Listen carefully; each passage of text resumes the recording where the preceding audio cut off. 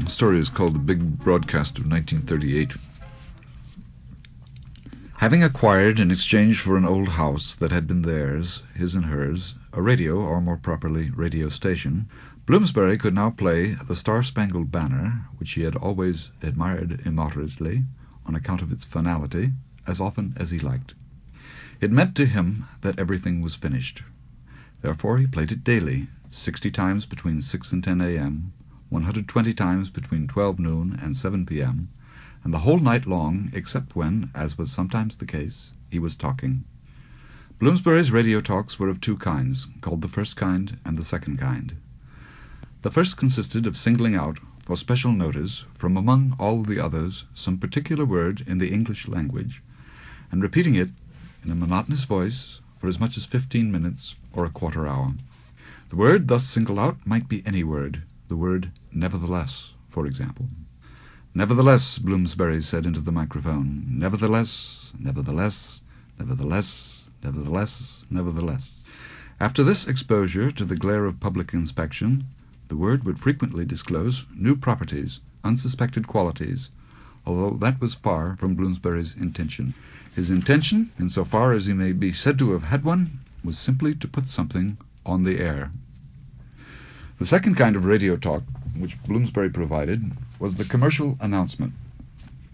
The Bloomsbury announcements were perhaps not too similar to other announcements broadcast during this period by other broadcasters. They were dissimilar chiefly in that they were addressed not to the mass of men, but of course to her, she with whom he had lived in the house that was gone, traded for the radio. Frequently he would begin, somewhat in this vein.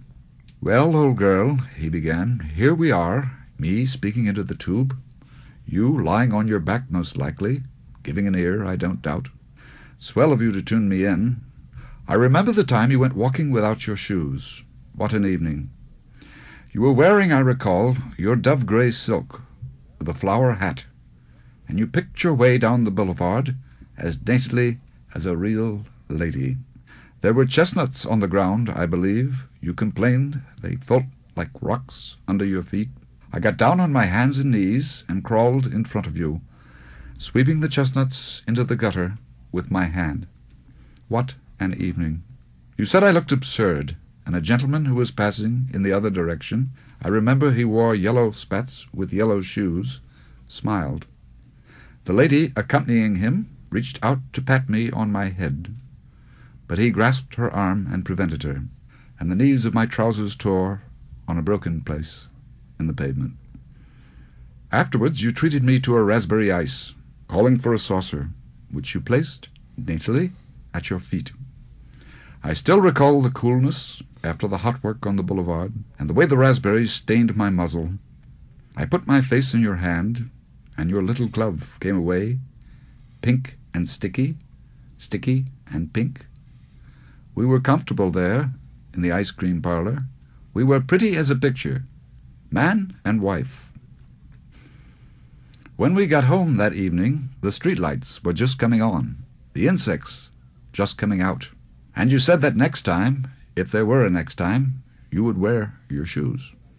Even if it killed you, you said. And I said I would always be there to sweep away the chestnuts, whatever happened, even if nothing happened.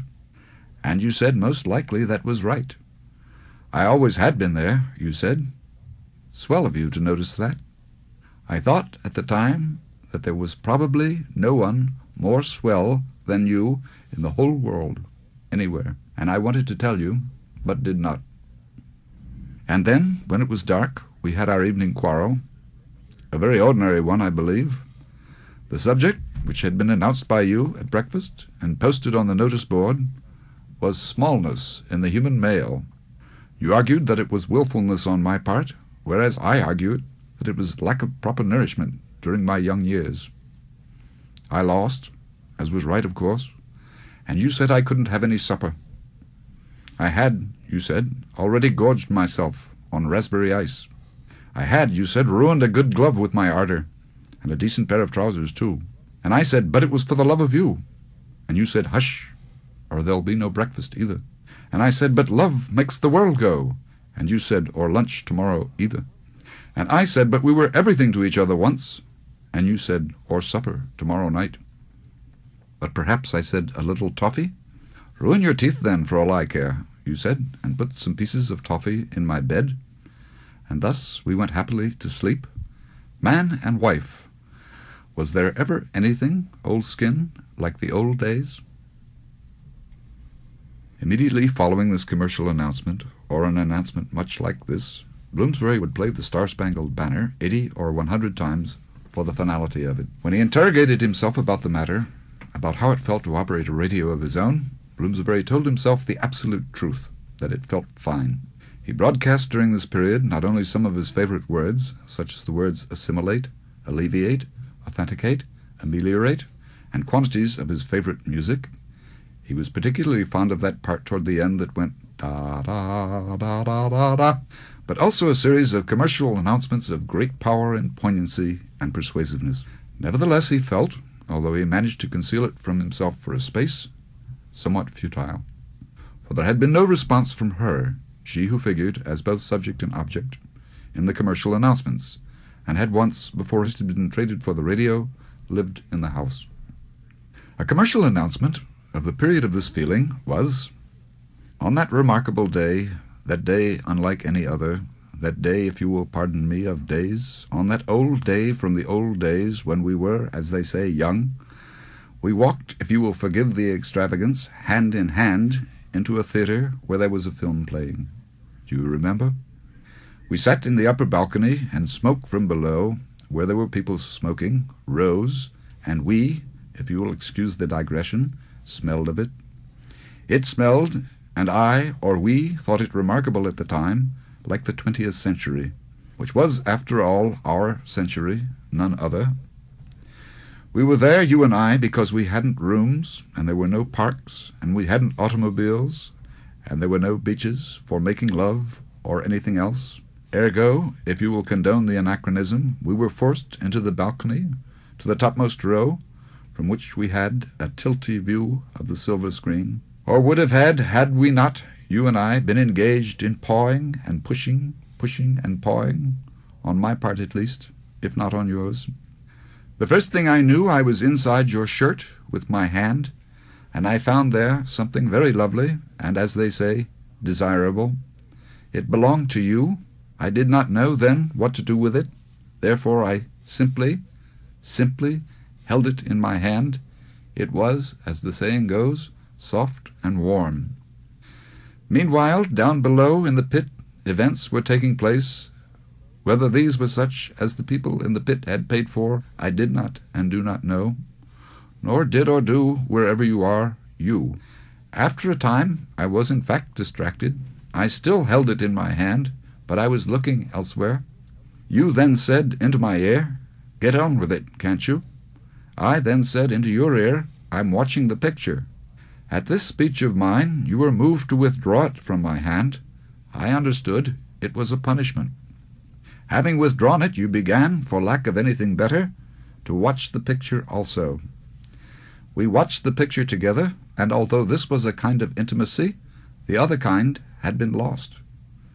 Nevertheless, it had been there once. I consoled myself with that. But I felt, I think, that you were, as they say, angry, and to that row of the balcony we, you and I, never returned. After this announcement was broadcast, Bloomsbury himself felt called upon to weep a little, and did, but not on the air. He was, in fact, weeping quietly in the control room, where were kept the microphone, the console, the turntables, and the hot plate, with the Star-Spangled Banner playing bravely and a piece of buttered toast in his hand, when he saw in the glass that connected the control room with the other room, which had been a reception room, a girl or woman of indeterminate age, dressed in a long, bright red linen duster. The girl or woman removed her duster. Underneath she was wearing black toreador pants, an orange sweater, and harlequin glasses. Bloomsbury immediately stepped out into the reception room in order to view her more closely. He regarded her, she regarded him. After a time there was a conversation. "You're looking at me," she said. "Oh, yes," he said. "Right, I certainly am." "Why?" "It's something I do," he said. "It's my, you might say, métier." "Milieu," she said. "Métier," Bloomsbury said, "if you don't mind. I don't often get looked at, as a matter of fact. because you're not very good-looking, Bloomsbury said. Oh, I say. Glasses are discouraging, he said. Even Harlequin glasses? Especially Harlequin glasses. Oh, she said. But you have a grand behind, he said. Also a lively sense of humor, she said. Lively, he said. Whatever possessed you to use that word? I thought you might like it, she said. No, he said. Definitely not.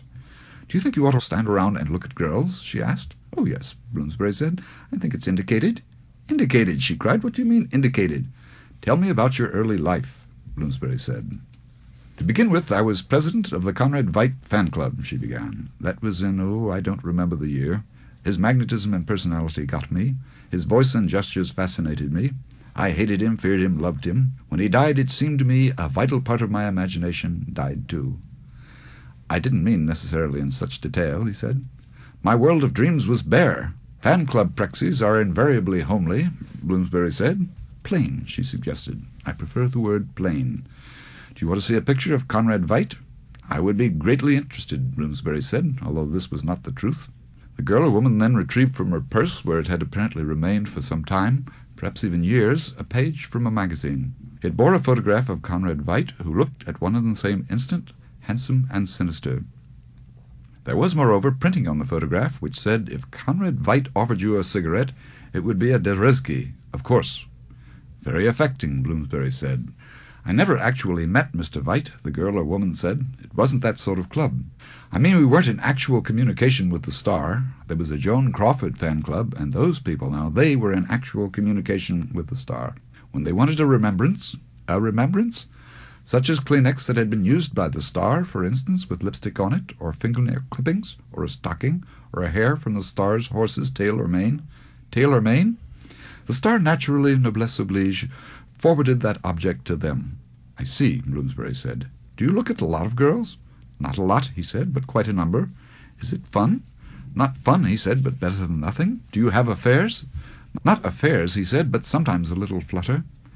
Well, she said, I have feelings too. I think it's very possible, he said, a great big girl like you. This remark, however, seemed to offend her. She turned on her heel and left the room. Bloomsbury himself felt moved by this meeting, which was, in fact, the first contact he had enjoyed with a human being of any description since the beginning of the period of his proprietorship of the radio, and even before.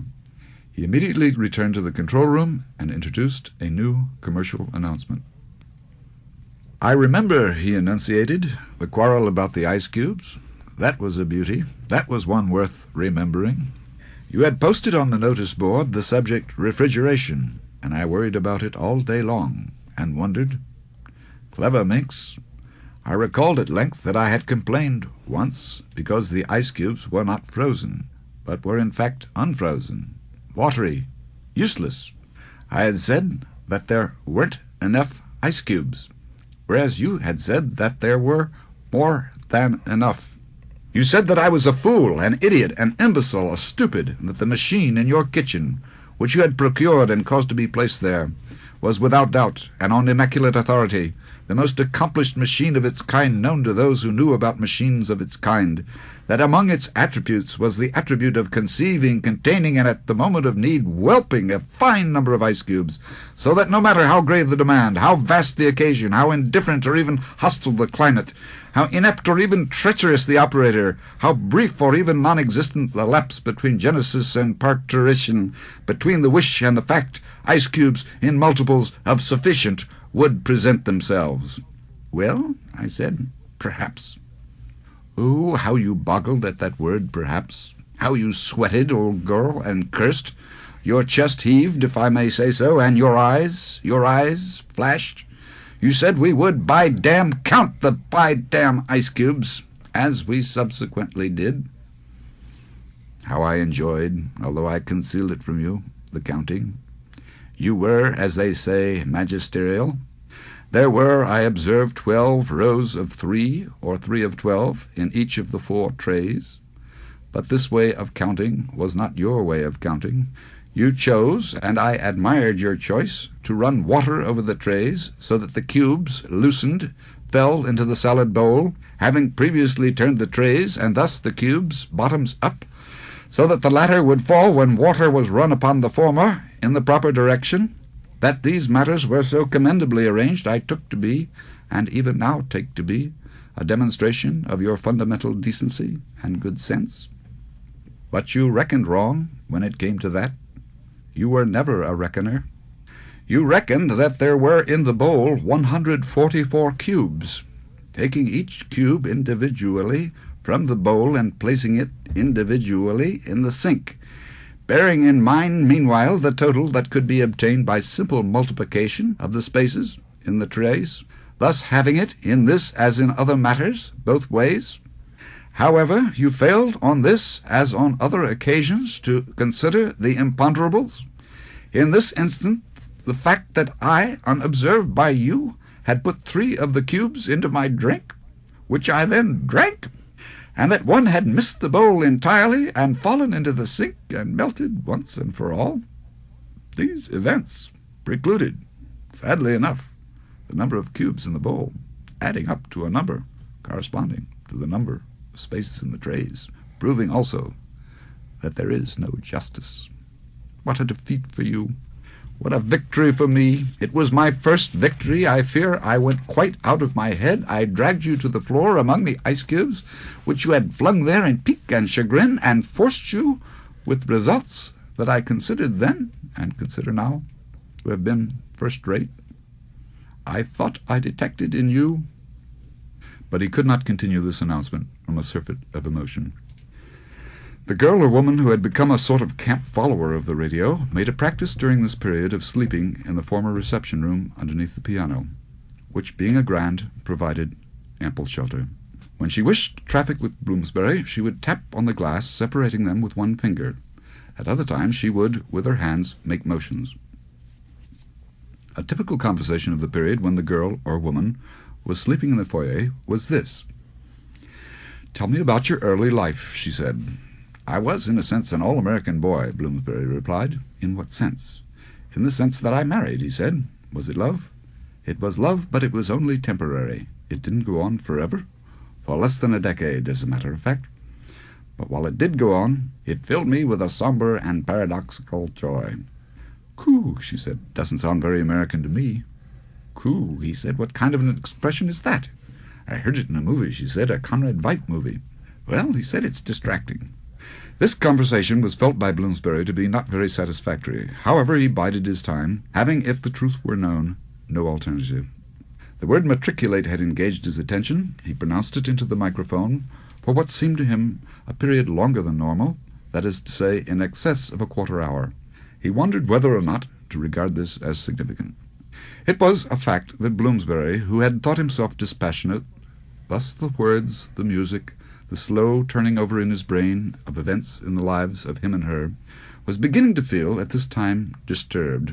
This was attributable perhaps to the effect on him of his radio talks, and also perhaps to the presence of the fan or listener in the reception room, or possibly it was something else entirely. In any case, this disturbance was reflected, beyond a doubt, in the announcements made by him in the days that inevitably followed. One of these was, "The details of our housekeeping, yours and mine, the scuff under the bed, the fug in the corners. I would, if I could, sigh to remember them. You planted prickly pear in the parlor floor, and when guests came, oh, you were a one. You veiled yourself from me. There were parts I could have, and parts I couldn't have, and the rules would change, I remember, in the middle of the game. I could never be sure which parts were allowed, and which not. Some days I couldn't have anything at all. Is it remarkable, then, that there has never been another, except for a few, who don't count? There has, I don't doubt, never been anything like it. The bed, your mother's bed, brought to our union with your mother in it, she lay like a sword between us. I had the gall to ask what you were thinking. It was one of those wonderful days of impenetrable silence. Well, I said, and the child? Up the child, you said. 'Twasn't what I wanted anyway. What then did you want? I asked, and the child cried, its worst forebodings confirmed. Pish, you said, nothing you could supply. Maybe, I said. Not bloody likely, you said. And where is it, the child, now? Gone, I don't doubt. Away. Are you with me, old bush? Are you tuned in? A man came in a hat, and the hat was a little feather, and in addition to the hat and the feather, there was a satchel. "Jack, this is my husband," you said, and took him into the bedroom and turned the key in the lock. "What are you doing in there?" I said, "the door being locked, you and he together on the inside, me alone on the outside." "Go away and mind your own silly business," you said from behind the door. "Yes," Jack said from behind the door. "Go away and don't be bothering people with things on their minds." "Insensitive brute," you said, and Jack said, "filthy cad." "Some people," you said, and Jack said, "the cheek of the thing." I watched at the door until nightfall, but could hear no more words, only sounds of a curious nature, such as grunts and moans and sighs. Upon hearing these, through the door, which was, as I say, locked, I immediately rushed to the attic to obtain our copy of Ideal Marriage by T.H. Van de Velde, M.D., to determine whether this situation was treated of therein, but it was not. I therefore abandoned the book and returned to my station outside the door, which remained, and indeed, why not, shut. At length the door opened, your mother emerged, looking, as they say, put out, but she had always taken your part as opposed to my part. Therefore she said only that I was a common sneak. "But," I said, "what of those who even now sit in the bed, laughing and joking?" "Don't try to teach thy grandmother to chew coal," she said. I then became, if you can believe it, melancholy. Could not we two skins, you and me, climb and cling for all the days that were left, which were not, after all, so very many days, without the interpellation of such as Jack, and, no doubt, others yet to come? After completing this announcement and placing the Star-Spangled Banner on the turntable and a cup of soup on the hot plate, Bloomsbury observed that the girl in the reception-room was making motions with her hands, the burden of which was that she wanted to speak to him. "Next to Mr. Veit, my favorite star was Carmen Lambrosa," she said. "What is more, I am said to resemble her in some aspects." "Which?" Bloomsbury asked with interest. "Which aspects?" It was said of Carmen Lambrosa that had she just lived a little longer and not died from alcohol, she would have been the top box-office money-maker in the British Cameroons, where such as she and me are appreciated. "The top box-office money-maker for what year?" "The year is not important," she said. "What is important is the appreciation." "I would say you favoured her," Bloomsbury observed, "had I some knowledge of her peculiarities." "Do I impress you?" "In what way?" "As a possible partner. Sexually, I mean." "I haven't considered it," he said, "heretofore." "They say I'm sexy," she noted. "I don't doubt it," he said. "I mean, it's plausible." "I am yours," she said, "if you want me." "Yes," he said, "there's the difficulty, making up my mind."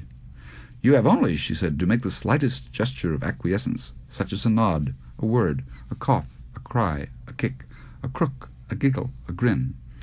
"Probably I would not enjoy it," he said, "now." "Shall I take off my clothes?" she asked, making motions as if to do so. With a single stride, such as he had often seen practised in the films, Bloomsbury was at her side. "Martha," he said, "old skin, why can't you let the old days die, that were then days of anger, passion, and dignity, but are now, in the light of present standards, practices, and attitudes, days that are done?" Upon these words from him, she began to weep. "You looked interested at first," she said, through her tears.